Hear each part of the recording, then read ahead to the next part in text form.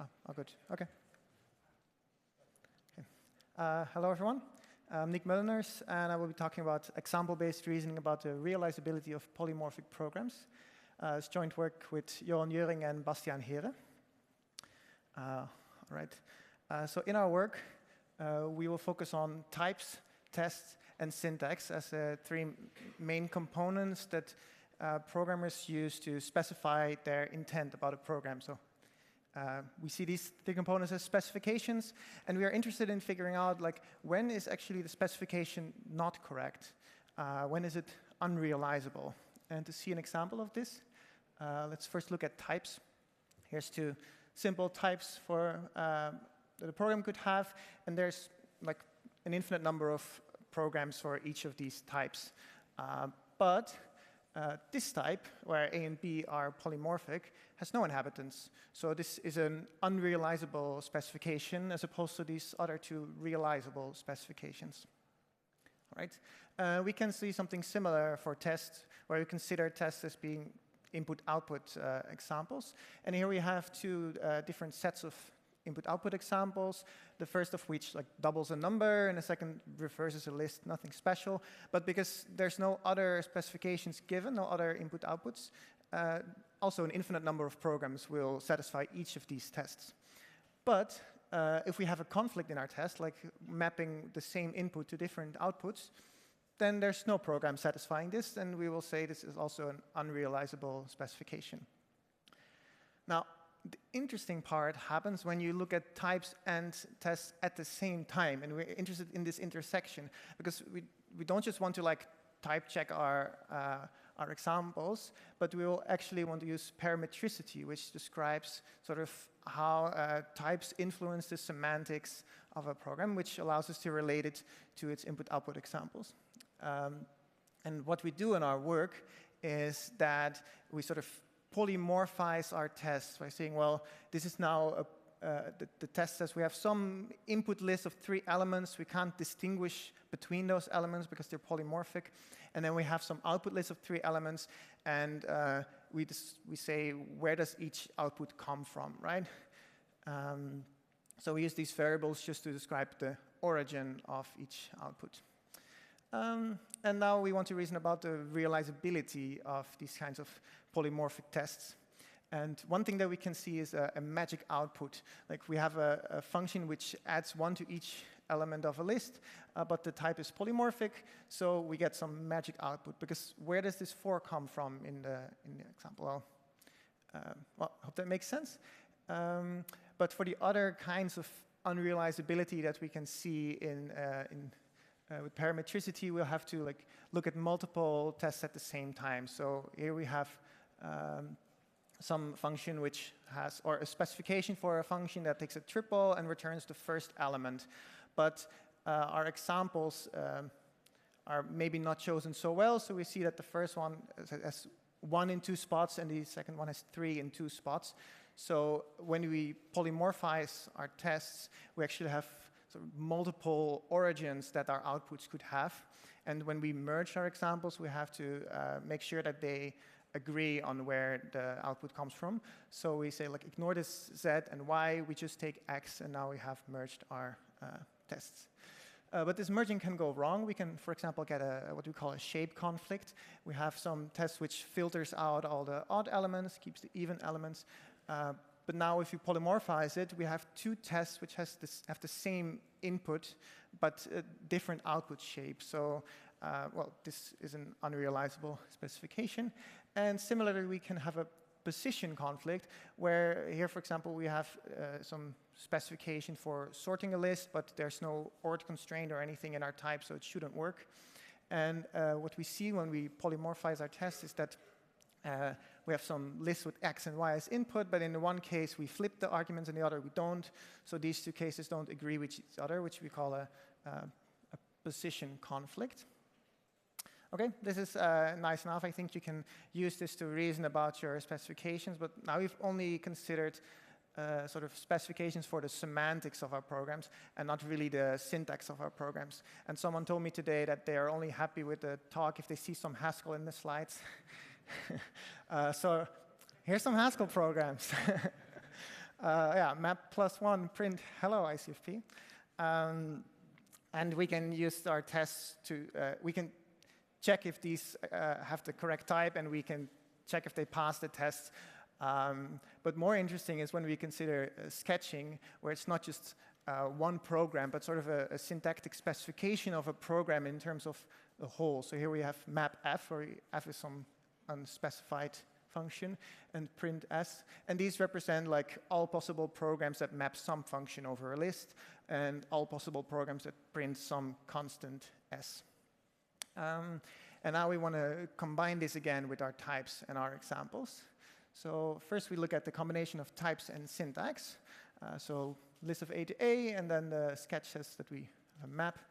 And then we can compute some typed holes just using type checking. We know that f has type A to A. Well, simple enough. A bit more interesting is maybe the combination of syntax and examples.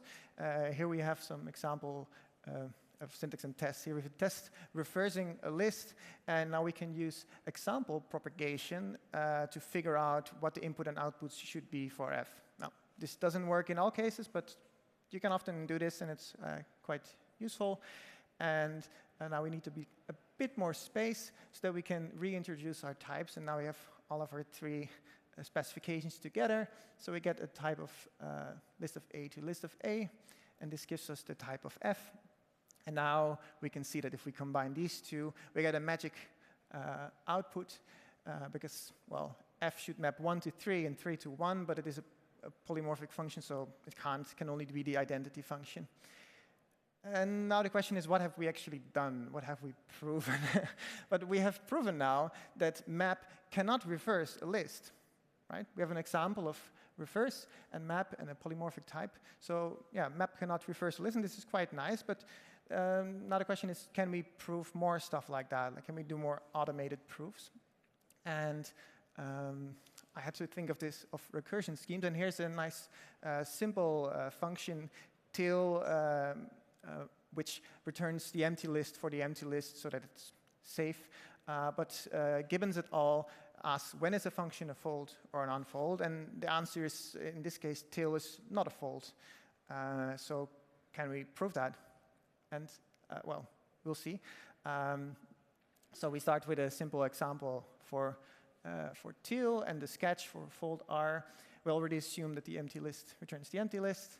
And then we know that if we apply this fold to the test case and we unfold it in a way, we get the nested applications of f to all these arguments, and this returns the list 2, 3.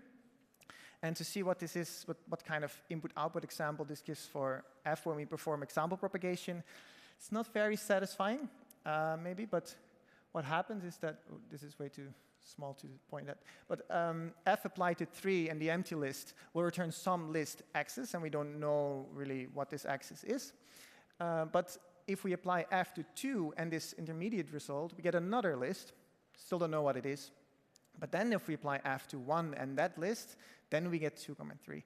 And now we want to reason about like what happens here, right? Like we have 2 and 3 in this output. Well, sorry, I'm going a bit too fast. First we reintroduce the type and know what the type of f is. And now we want to reason about, similarly to how we did before, like where do these values come from? Where did the 2 and 3 come from?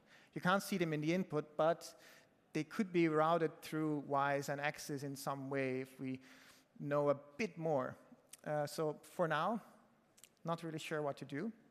But the problem is actually that this is not unrealizable. You can have a function that has this behavior. It just won't be the tail function. So we need more examples. So we need another test, in this case, a smaller list. And this gives us more polymorphized tests. And now we have to do some tricky reasoning. So first of all, we have to see, like, we cannot distinguish between the 5 and the 3. So we shouldn't really be able to distinguish between x's and z. So they should be similar, except for the fact that if if x's contains, if z contains 5, then x's should contain 3 in its place, right? That makes sense.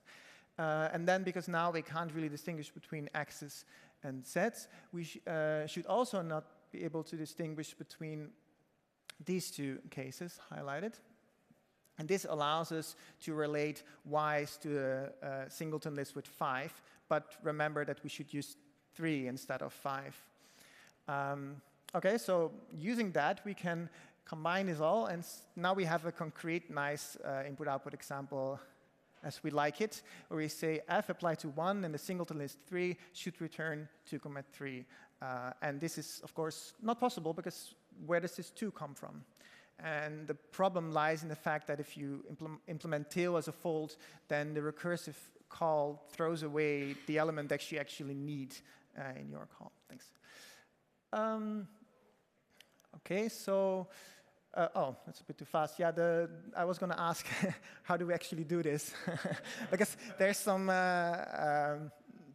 yeah, some hand-wavy stuff, right? We say like, oh, 5 replaced by 3 and stuff. So what we actually do is this is solved by SMT solvers. These tests, polymorphic tests, are actually represented using some function, and then we throw it in the SMT solver and ask, please tell me if this is possible, and then it says no. So what we've proven now is that tail as a fold is unrealizable, and we can use the same technique to show that init as a fold is not realizable, but for example, reverse as a fold is realizable, and the same for concat, and we have a benchmark of programs where we test this. Well, then some shortcomings of the thing. Well, strictly positive inputs are required. This is because the actual internal way that we do this is we use some container functors, and well, intuitively, if you have some input function a to bool that's in scope, then we can suddenly inspect our values of a, right? So we were relying on the fact that you cannot inspect any inputs. Similarly, we can't do ad hoc polymorphism because it's somewhat related to these positive inputs. And we can only deal with a single type variable, so no A to B to C stuff. And we rely on SMT solvers, which is not always nice, which makes the performance a bit worse. But all except the first problem are mostly solved in the next work, so a bit of a spoiler. And hopefully, when all of these things are resolved, we can have a look at the applications of this stuff. The main one is probably program synthesis, because you can use this technique to prune while you explore a search tree. And we can also give automated feedback. For example, our students are writing some code. We can already check if they have a mistake in their specifications and give them some hints accordingly. And of course, just program analysis or something like feedback in an IDE. And I can imagine that there's more applications, but well, we'll get to that in next work. And then I will leave you with this overview of the technique. So we do type checking, example propagation, and then parametricity to figure out the realizability of our programs. And then we can use that hopefully for program synthesis, automated feedback, and program analysis. And the artifacts are available. And if you have any questions, let me know. And if you want to talk afterwards, please come up to me.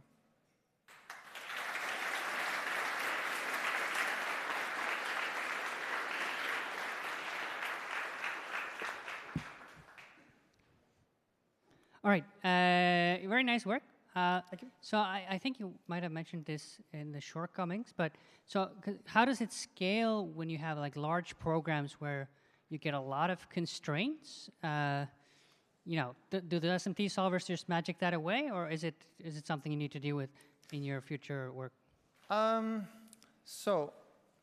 Great question.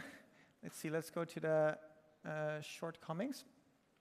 So yeah, SMT solvers are a bit of an annoyance in that way. Like, the main reason that we need these SMT solvers is because if we go a bit further back,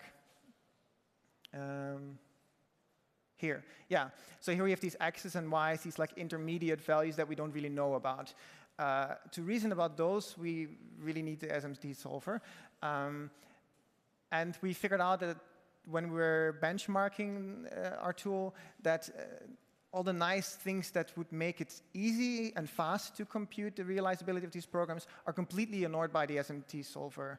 And in more recent work, we've been able to speed it up a lot.